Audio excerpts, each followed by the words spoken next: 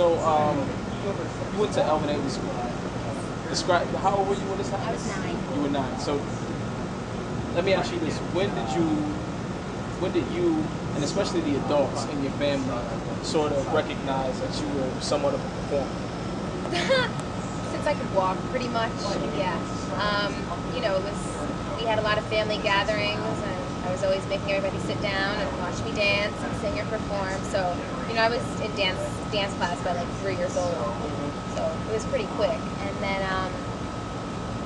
you know, I excelled in it, and I think that, I don't know what led my mother to bring me to Alvin Ailey. I loved the company, but yeah, being at Alvin Ailey was incredible. Did you fast forward past grammar school, middle school, even high school, and we're gonna get to Boston College. Yeah. Now, a lot of times when somebody starts perform, like, you know, going to a performance art school when they're, you know, almost like a toddler, they just continue along that career route forever. Correct. You went to Boston College and took what? Economics. Okay. So, like, describe that decision. Well, see, the thing was for me is, you know, it was what I always wanted to be in the arts, but it was considered a hobby by my family. They were, you know, they're business owners. They wanted me to go open my own business, I wanted the family business, to be a trader, go into finance. So, you know. Your family owned what business? They're executive recruiters. So they own an executive recruiting firm. Okay. And, you know, they always did, you know, they looked at the performance as sort of like a side thing? Side thing.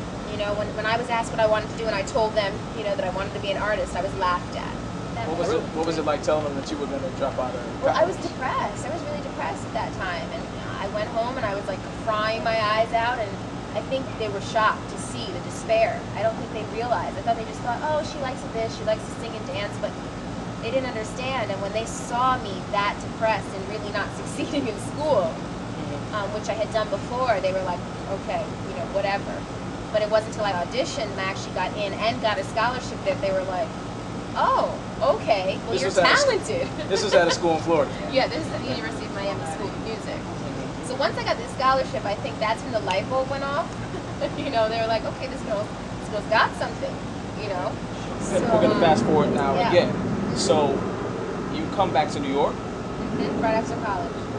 How do you hook up with Alicia Keys? Okay, so, you know, Alicia had been singing. She was in a group with my cousins when we were about 9 years old. She had been singing all along, and really, you know, she was in the School of the Arts, and she had got her deal when we were about 16 years old. And I was, you know, because it wasn't encouraged, it was sort of this hidden thing, this dream that I had, so I never really talked about it a lot. But after that, my uncle was like, you need to get with Alicia and start writing, you know? And I was like, no, I don't want you. I don't want her to think that just because she has a deal, I'm trying to get all in there. He's like, be quiet. I was like, no. So anyways, one day, she lived in his building, which is how we knew each other from kids. This is in Hell's Kitchen? Yes, she had moved out by then? This is in Hell's Kitchen. She had moved out, but she was there visiting her mother. He brought her over to the apartment and called me and said, Alicia's here. And we were like, hey, what's up? He's like, listen, Erika's doing music. You guys should get together. She's like, what? She's like, what are you talking about? All these years and you never said nothing to me? So I flew up to New York like 2 weeks later. We got in the studio, recorded a song. We were all like, that's a rap. So the album came out with a song, A Woman's Worth on, correct, which you co-penned. Correct. So you were 17 at the time. Correct. That's some mature subject matter. Yes. For like a 17-year-old. Yes. Like what went in when you all did you all like sit down together and she began write the song together? She began it, and then when I'd gone up there on one of my breaks, she was like, I'm working on this song, and I really think it'd be great if we did this together. I would love to. Now, so her album comes out, and then she goes on tour. Correct. And you become her assistant. Correct. Wow. I think she wanted a friend of hers to, you know, the whole plan was for me to move up to New York right after school and begin working on my project. They were going to put me out under their company as one of their artists. The friend Crucial Keys, the one that she wanted to go with her as her assistant couldn't go at the time, so she said, just come with me for a few weeks until so-and-so can come. And I was like, sure, it'll be a lot of fun. So I went with her, and 3 weeks turned into 6 weeks. And then, come 6 weeks, the road manager at the time had to leave because his family needed him at home. And suddenly, I became the road manager. What was that like? So then, when does the epiphany happen where you say, well, I'm mean, I'm just done with this. I woke up one day and I just said, I'm not going to work. I'm not doing it. Was it that? Was it really that? It was really that. I didn't show up. You know, she was doing like fashion rocks or something, and I just called her. I said, I can't. What'd she say? She said, I understand. She knew that you wanted to be. She knew. I mean, this is something that we had talked about for a while. And at that point, that whole 2-year process was me implementing a structure and a protocol in that camp so that I could walk away and know everything was going to run. How old were you doing all this? While you're 21, implementing 22, structures 23, and whatnot. 24. You're precocious. Yeah. So then what was the next step to getting, like, now your personal career? Right. After that, it was, you know, first of all, I went through all these things in my head. You know, I had to reconnect and get back to, you know, my spirit and find the creativity, tap in again, because I was wound up. I was tight. I was really tight, you know. So when I started getting into acting, and that was really helpful for me, you know, being in classes and, you know, it made me tap into these emotions through these different people that I was becoming, you know, to reconnect with different parts of myself and open me up. So that was really a really helpful experience to lead me there.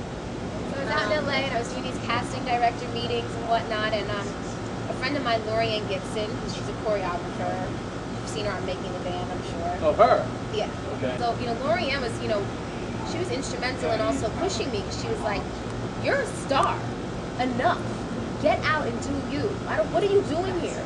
You're a star in a manager's clothing. Why are you here right now? You know, and she really pushed me. Lenny Kravitz was also like, quit your day job and do your life.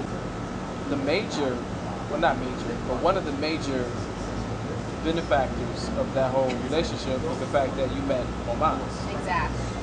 Now, I'm a big T.I.R.M fan. Yeah. You know what I mean? And I know he writes a lot of their music. Yes, he does. And he's the, correct me if I'm wrong, he's sort of like the musical mind. He's he's trained in like jazz. Correct. As a musician. Correct. Correct. I think those dudes are like they're from another world. Absolutely. So you two musically hook up. Yes. Like I mean, like why? Like why did you like? Where was the attraction? Where was the musical attraction? You know, him and I sort of linked from the beginning when we first met. There was just some sort of a vibe there between us, and we just started talking, and we're very similar the way we think and see things in life. And like what? For example. We're both weirdos, quite frankly. You know what I mean? We really, we're just different. We have different perspectives. Where I would like to say that we're both super intelligent. We're both super open-minded. We're both wise. We both, you know, we're extremely perceptive and intuitive. But it's a kindred spirit thing. Kindred spirit thing. What about musically though? So musically, you know, when he heard me singing, he was like, "Damn, you remind me of Minnie Riperton." I thought the same thing. And that really struck a chord with him. And he started like vibing on some stuff. He was like, "Yo, we got to do something with this. I really hear something different in your voice." And you know, when we would do shows, people would go say to him, "Who's that girl?" You know, so he started thinking in his head, "I think I might have a star on my hands." You know what I mean? What's going on here?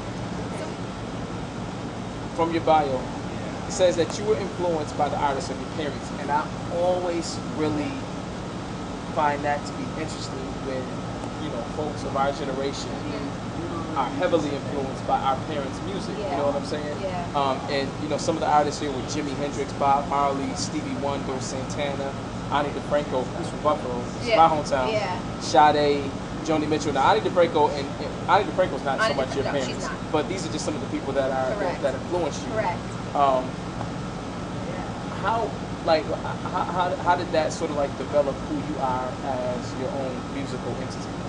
Well, you know, I had moved out of New York right before like the 90s. So, you know, all my older cousins, all my family, they were like hip hop. Did you listen to hip hop? Down where I was living in Florida, you know, it was Two Live Crew talking about some other things. So it wasn't, I didn't get what y'all got up here. You know, so that's not what I was listening to. So, you know, I was listening to my dad's vinyls. You know, that's what I was listening to. And that just put me in another space, you know. Let's talk about Rosegarden for a second. Rosegarden is due out July 24th. July 24th. I want to talk about Black Gold because I just really like this. I really like the song a whole lot. Why did you decide to sequence that song as the closer? Well, that song to me, when I did the chords for that song, it just had this vibe to it. And I really, you know, all my songs before this album were very much me and guitar, acoustic guitar, and I had nothing that was acoustic on the album thus far, and that's where I definitely want to move more into that vein as the albums progress. So it was important for me to end with that sort of as a lead into where I'm going in certain regards. What I've loved about this album is that you know, you can't really say any two songs are the same. It's really, you know, it's really eclectic, you know, but it works. I think it works. I don't think it's, you know, some people might say it's all over the place. I don't agree. You know, I think it has a lot of different influences in it, but I think it's completely cohesive. It makes sense as to who I am. So, but yes, I definitely want to, you know, I want to play more on the next album. You know, do a lot more acoustic guitar on the next album. Which is why I put it at the end, it's sort of a lead. What is like Backstabbers? Backstabbers bouncy. Backstabbers bounce. Backstabbers bouncy. What's the deal behind that song? It's pretty self-explanatory, you know. Along this journey, you know, sometimes, you know, people who were once close to you at one point suddenly turn on you for whatever reason. Jealousy kicks in. And This is a personal song. A personal song. Directed at an individual or individuals? Individuals. Okay. Yeah. Just about a person that you used to vibe with, and suddenly one day they just decided they was gonna flip on you. There's nothing really vulgar on your album. No. You know, which is, I don't want to say it's like incredibly unique, but for a lot of female singers, you know, there is this push to, you know, to go that way. You know, not to say that your album doesn't have, you know, its moments, but there's nothing like really like. Well, I wrote Rosegarden. I mean, Rosegarden is blatantly about sex. You know what I mean? It's a metaphor about me also as being the rose garden, and it's a lot about, you know, enchanted magical land, and you know. But it's a metaphor. It's a metaphor, you know, but it's also about making love. You know what I'm saying? And you know, because for me, sex has become vilified suddenly because it's also become completely objectified. You know, women have become objectified, and it's become crass, and it's become degraded, and you know, it's not sweet anymore when it was at one point. You know what I mean? And it is in a personal relationship between two people, but media-wise, it's just, you know, it's like bordering pornographic at this point. The Darkness. Yes. That's the first video. I've seen that on MySpace. Yeah. Has it started running on any video channels? Not yet. I'm going to shoot 2 more before I service. I want to give them an option. You're going to shoot 2 more for that song? No, 2 more videos, period. For what songs? Rosegarden and Dates Tonight. Okay. Why was The Darkness the first song that you chose to sort of like put out to the public? Well, it's a really different song.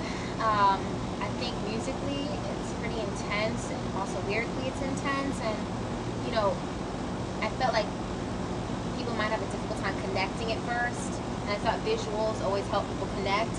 And also, I had a vision for it. It was easy, and I could do it for a low budget.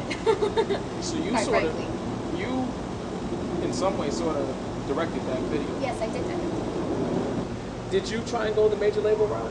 No. Why not? I don't have a lot of faith in their approach right now. I see the product that they're putting out, and I don't like it. And I don't want to go there and get stuck, and then they don't know what to do. And like you said, with my record, what's the target audience? Right. They're not going to know.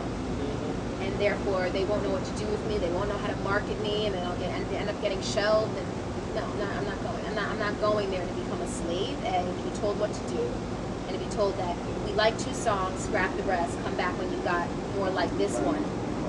I'm not going to compromise the creative integrity of the album. So the album is Rosegarden. Comes out July 24th.